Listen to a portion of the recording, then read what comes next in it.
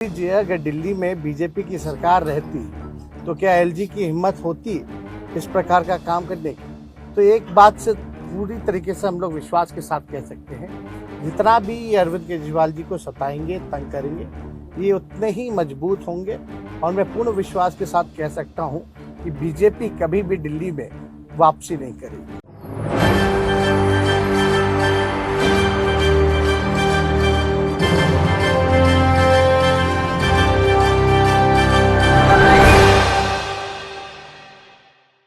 जी हां, अध्यादेश को लेकर आज बात कर रहे हैं। अध्यादेश जो बीजेपी की तरफ से लाया गया है और आम आदमी पार्टी इस अध्यादेश का विरोध कर रही है। सुप्रीम कोर्ट का फैसला आने के बाद दिल्ली के एलजी की जो पावर है, जो ताकत है, वो आम आदमी पार्टी के हाथों में दे दी गई, पार्टी के मुखिया अरविंद केजरीवाल को सौंप दी गई। और दूसरी तरफ की जो तस्वीर देखने को मिलती है, वो तस्वीर ये जाहिर तौर पर देखी जाती है कि जैसे ही फैसला आता है उसके कुछ देर बाद बीजेपी अध्यादेश लागू कर देती है। हालांकि आम आदमी पार्टी इस अध्यादेश का विरोध कर रही है। दरअसल अपने दर्शकों को बता दें कि दिल्ली की एक बड़ी ताकत अरविंद केजरीवाल के पास आ गई थी, जिसमें वो आईएएस अधिकारियों के तबादले, जो भी केंद्र से जुड़े अधिकारी हैं उनका तबादला कर सकते, डिमोशन कर सकते, प्रमोशन कर सकते, वो तमाम फैसले वो ले सकते थे। और यही वजह है कि उन्होंने काम करना शुरू भी कर दिया था। और बीजेपी ये देखकर दंग रह गई कि देश की राजधानी दिल्ली में आम आदमी पार्टी केंद्र के अधिकारियों को लेकर फैसला करने लगी और इससे बीजेपी की जो ताकत है वो आधी हो गई। और यही वजह है कि अध्यादेश बीजेपी लेकर आई और ये अध्यादेश जो है, जिसमें एलजी की तो पावर खत्म हो गई थी, वो पावर उन्हें वापस दी गई। अब अरविंद केजरीवाल ये कह रहे हैं कि बीजेपी को ये बात पेट में पच नहीं रही है कि हमारे पास ताकत आ जाए, क्योंकि सेंट्रल में बैठकर मोदी सरकार जिस तरीके की रणनीति बना रही है, केंद्र में बैठकर जो मोदी सरकार काम कर रही है, वो कहीं ना कहीं सीधे तौर पर बताता है कि आज सरकारी एजेंसियों का गलत इस्तेमाल हो रहा है।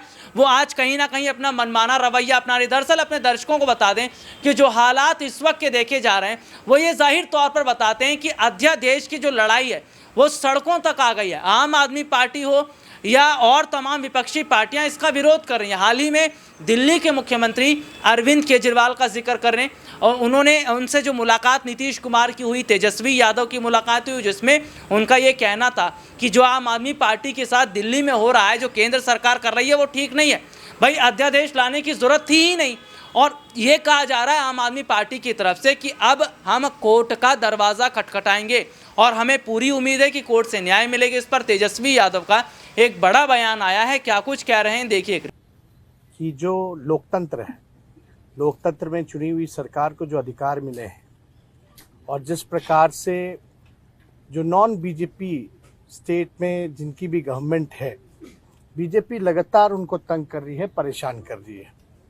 तो जो परेशानी अरविंद केजरीवाल जी झेल रहे हैं, हम यहाँ पूरी तरीके से इनको समर्थन देने आए हैं कि इनके साथ अन्याय कर रही है केंद्र की सरकार। और जब सुप्रीम कोर्ट का जब जजमेंट आ गया तो सारी चीज़ें स्पष्ट हो गई, तो कुछ कहने वाली कोई बात ही नहीं है। लेकिन जिस प्रकार से इनको तंग किया जा रहा है या और दूसरे राज्यों में जिस प्रकार से केंद्र भेदभाव कर रही है उन राज्यों के साथ, तो ये कहीं से भी न्यायपूर्ण नहीं है। ये रिपोर्ट आपने देखी, जिसमें विस्तार से हमने अपने दर्शकों को दिखाया। तो सीधे सीधे तौर पर जो तस्वीर इस वक्त की दिखाई दे रही, सीधे सीधे तौर पर जो हालात इस वक्त के दिखाई दे रहे हैं, वो कहीं ना कहीं ये जाहिर तौर पर बताते हैं कि क्या आने वाले वक्त में जो अध्यादेश बीजेपी की तरफ से लाया गया है, वो अध्यादेश वापस लिया जाएगा या अध्यादेश की लड़ाई ऐसे ही सड़क से आगे चुनावों तक जारी रहेगी। आज के लिए इतना ही। आपसे फिर दोबारा मुलाकात होगी, तब तक के लिए इजाज़त दीजिए। नमस्कार।